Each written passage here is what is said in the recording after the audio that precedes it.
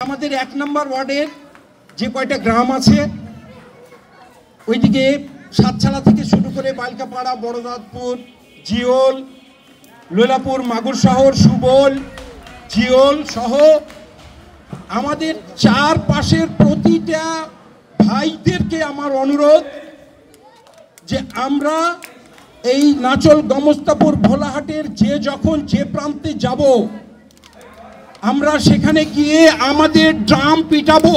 আমরা কেন বিএনপির মনোনয়ন প্রত্যাশা করছি আপনারা দেখেছেন। আমরা আমাদের অত্র এলাকার জন্য যে উন্নয়নটা শুরু করেছি সেই উন্নয়নটাকে আরো পরিপূর্ণতা পেতে দেওয়ার জন্য আমাদের সুযোগ আরো বিস্তৃত হতে হবে। সেই বিস্তৃত সুযোগ পাওয়ার জন্য যে সুযোগটা তৈরি হয়েছে সেই সুযোগটাকে আমাদের পরিপূর্ণভাবে কাজে লাগাতে হবে। যাই হোক, আপনারা এই গরম উপেক্ষা করে আমার কথা শোনার জন্য, আমার সাথে মত বিনিময় করার জন্য এসেছেন, সবাইকে আমার আন্তরিক শুভেচ্ছা। আসসালামু আলাইকুম।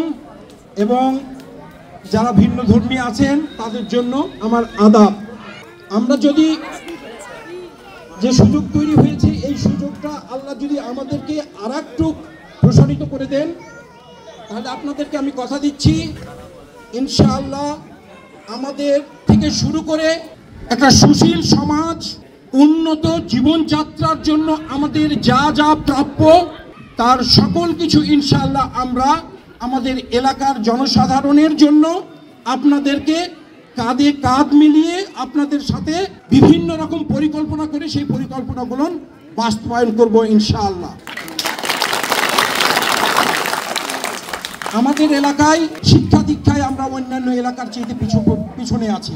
আমাদের অর্থনৈতিক অবস্থার কারণে আমরা আমাদের ছোট মাসুম বাচ্চাকে স্কুলে না পাঠিয়ে তাদেরকে বিভিন্ন কায়িক পরিশ্রমের জন্য পাঠাতে হয়। এটা আমরা অন্তর থেকে মেনে নিতে পারি না।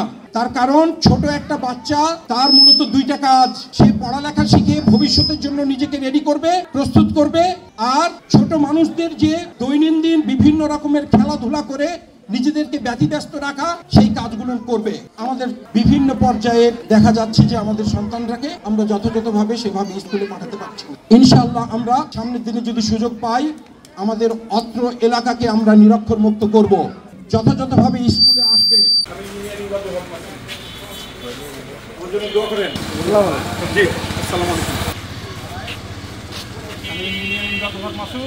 আমার সম্পর্কে কিছু তথ্য আছে এখানে, করবেন, আমার জন্য দোয়া করবেন।